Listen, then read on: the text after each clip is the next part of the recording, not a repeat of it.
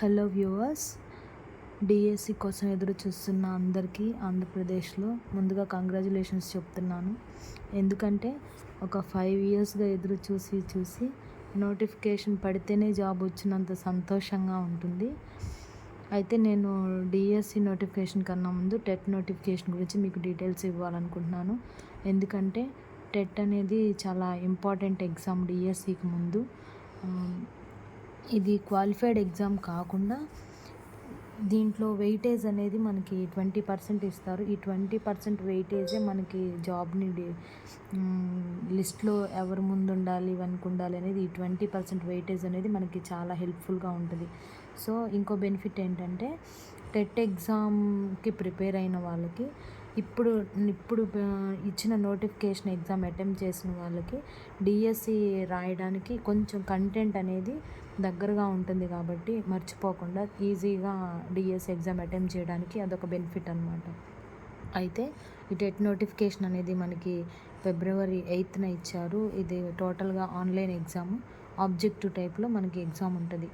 అయితే ఫీజు కట్టేది వచ్చేసి 8వ తారీఖున, లాస్ట్ డేట్ వచ్చేసి 17th ఫీజు కట్టడానికి.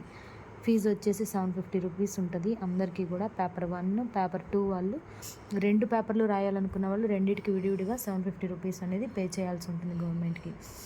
అప్లికేషన్ స్టార్ట్స్ అనేది 8వ తారీఖు నుంచి అప్లికేషన్ ఫామ్ ఫిల్ చేయడానికి స్టార్ట్ చేయొచ్చు. తర్వాత లాస్ట్ డేట్ వచ్చేసి 18న.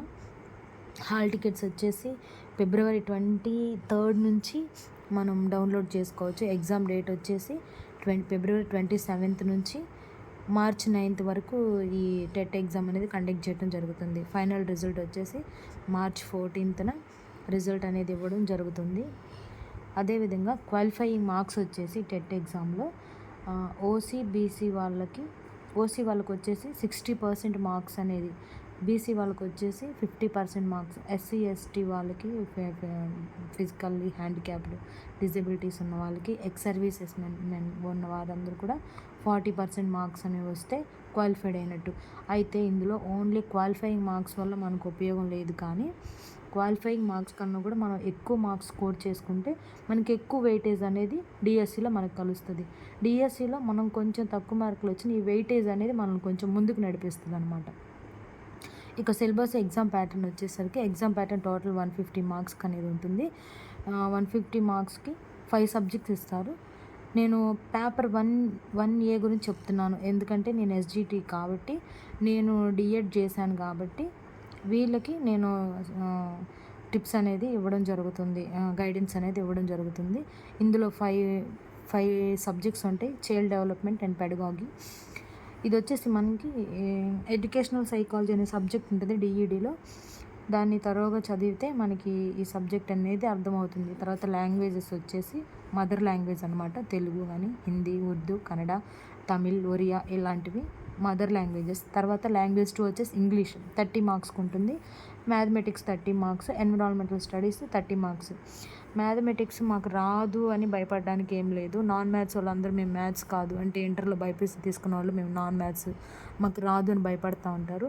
అలాంటి భయం ఏమీ అవసరం లేదు. ఎందుకంటే ఈ పేపర్ 1A అనేది టోటల్గా 8th క్లాస్ వరకు చదివితే చాలు. ఎందుకంటే మనం చెప్పేది ఎస్జిటి 1 to 7th క్లాస్ వరకే మ్యాక్సిమం మనకి జాబ్ వస్తే మనం చెప్పాల్సి ఉంటుంది. కాబట్టి 8th క్లాస్ వరకు మనం చదువుకుంటే సరిపోతుంది. 8th క్లాస్ వరకు మ్యాథ్స్ అంటే మనం చిన్నప్పుడు చదువుకున్నాం కాబట్టి దీని గురించి మనకి భయం అనేది అవసరం లేదు. ఇది టెట్కి సంబంధించిన ఇన్ఫర్మేషన్. నెక్స్ట్ వీడియోలో నేను డిఎస్సి గురించి ఇన్ఫర్మేషన్ అనేది మీకు ఇస్తాను. Thank you.